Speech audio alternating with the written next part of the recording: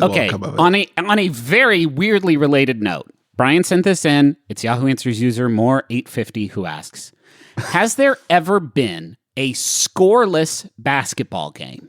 I couldn't find any example of a pro or college basketball game where the plays were tracked, etc., and where the score was something to 0 or even 0-0. Has this ever happened? I assumed it would be a big story if it did. If it never happened, what is the closest to a scoreless game ever? Either closest to 0-0 or closest to something to 0, i.e. widest point margin. I'm only interested in documented games, not some game you saw one time. It can't actually happen. And it's actually, basketball rules preclude it, right? So here's the way it works in sport. Okay. Right. And this is amateur, semi-pro, pro-am, pro. And you know this just because you were a scorekeeper for the, I believe, elementary school team? Yes, the Miller Owls. I was the scorekeeper for that basketball team. And here's which no longer exists. A school that is a park. Because they fucking slam dunked the house down. Yeah.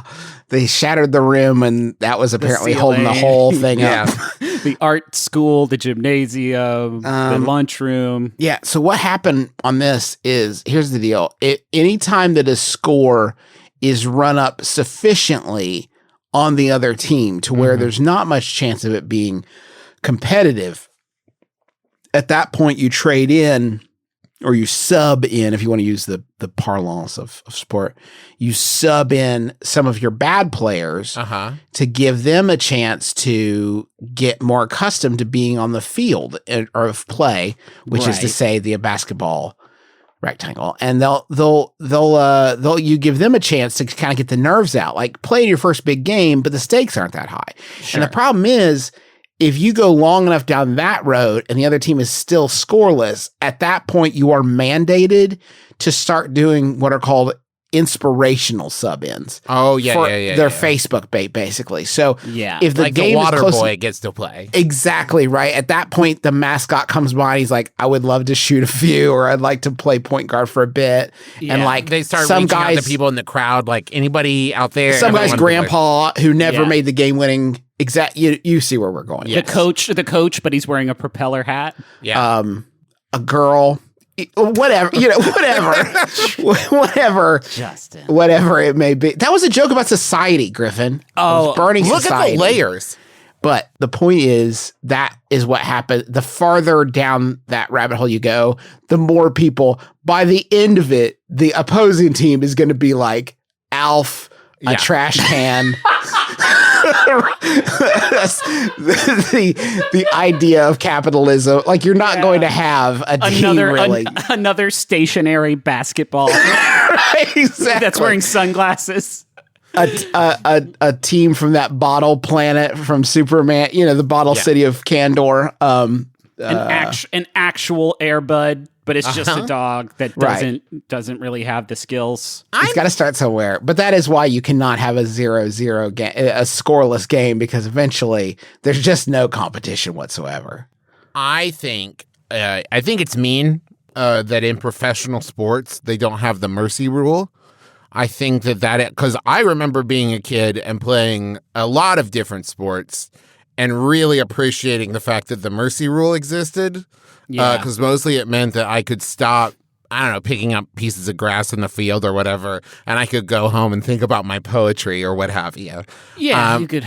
Yeah. I think that needs to exist more because I would like to see more press conferences with like grown adults talking about how they got mercied. Alternatively, they both got sixth man.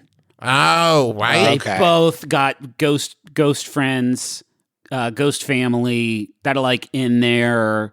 And so when somebody comes up to dunk one in and they just use their ghost hand to slap it away, I think if that happens to you once, that's probably enough for you to be like, oh, there's a ghost. There's got to be a ghost. Can you imagine a scene like that happening in a movie and there's a little kid in the crowd and he's like clutching his little pennant But then the same thing happens for the other team too. And he looks across the court and there's another little kid sitting on the other side and he's holding a different pennant. And they like look at each other and they kind of mouth like, did you pray to God too that they would win? Oh man, I prayed to God that they would win. Oh, beans. Man, there had to be the MLB commissioner at some point had to be like, gang, we got to start keeping an eye out for these fucking angels in the Everybody's outfield. got angels now. Everybody's got angels now, and it's great. Like, we're out there, and it's like, oh, man, is old Tony Danza going to pitch a no-hitter or not? And then it's like, but fucking 10 feet overhead, there is a biblical angel battle happening between both teams. Ragnarok is happening angels. right here. It's every game, and it's Would you so stop loud. when at some point the baseball would stop, right? Like Right. you couldn't keep doing baseball with that going on. Well, Yeah. as in the sky, you see like fucking, I don't know. Chris Lloyd pulls out his flaming sword and Right. strikes down. Yeah. Yeah, you see the little boy stand up and wave his arms to signal that angels are here. But across the field, a different boy is also waving their arms. And you're like, oh no. Oh no, Here it's it Ghosts comes. v Angels. Then you hear 7 horns. And you know. As the seals rip open. This is Seals. It's time.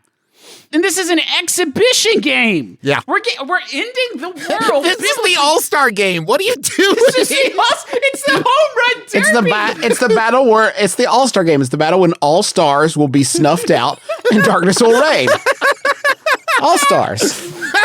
This is the celebrity versus retired baseball players charity event. What is happening? Oh, boy. An angel just lifted up Dan Levy and flew him around the bases. What is going on? I'll tell you what's going on. We're going into the money zone. Thank God. Oh, that was smooth as butter, baby.